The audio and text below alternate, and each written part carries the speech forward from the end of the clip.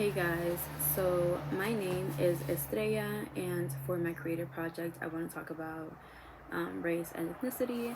So I am Mexican American. Both my parents were born in Mexico, and I was born here. And one of the reasons I also chose this topic is because I had a really hard time with my identity when I was younger. So I do believe that being Mexican American, I am part of the targeted population. This is like I'm saying this from experience. There's been like a lot of stereotypes about being Mexican. Language has always been an issue. So one of the things I want to highlight about this is an experience I had in high school, and one of the reasons it's so prominent like in my brain right now is because I was not expecting this to happen in my to me in the time that it was and like the age that I was.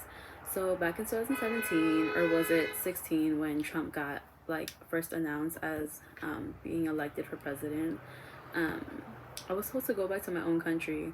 And it's so funny to me because obviously like I am in my own country, but the people that I had gone to school with have never expressed that to me until like they felt free enough to do it, which I thought was super interesting. And I just wasn't expecting it to happen, you know, in high school. I just thought we were past that. So it wasn't the first time someone had told me that, but it was like one of the more shocking times, I would say.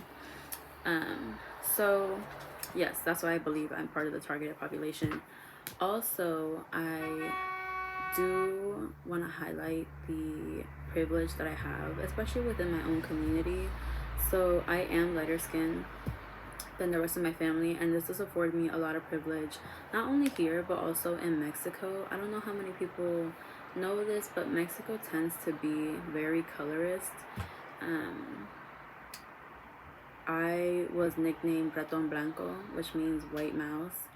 Um, and like every time I go over there, I actually have a little cousin with the same name as me, and um, when her mom was pregnant, she would always talk about how she hoped that her daughter would come out light skinned like I did.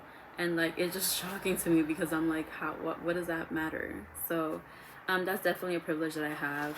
And then so for my project, I drew a butterfly. As you guys can see, I'm not super artistic, but I drew a butterfly, and I drew this because butterflies symbolize transformation, and I do believe that I have a transformation in my identity and how I view it, like my race, my culture, my ethnicity, from back then when I was like struggling with it to now. So that's why I did the butterfly.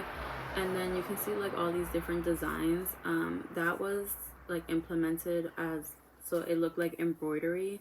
So my abuelita was really big into bordando, which is embroidery, and she actually taught me how to do it. This is the first project I ever did. I never finished it, but I did the cross stitch. That was the first thing she taught me how to do. And so I put the cross stitch in the middle of my butterfly. So yeah, this is it.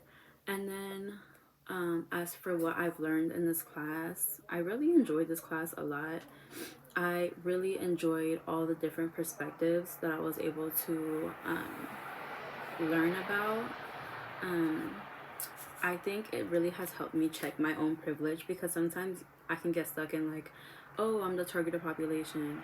But like also I do have a lot of privilege, like I mentioned earlier, and like one of the big ones in class was like not having to worry about, if like someone with a disability has to worry about they can't go here, they can't go there. I've never had to worry about that. So this class has opened me up to a lot of that, and I really appreciate it for that.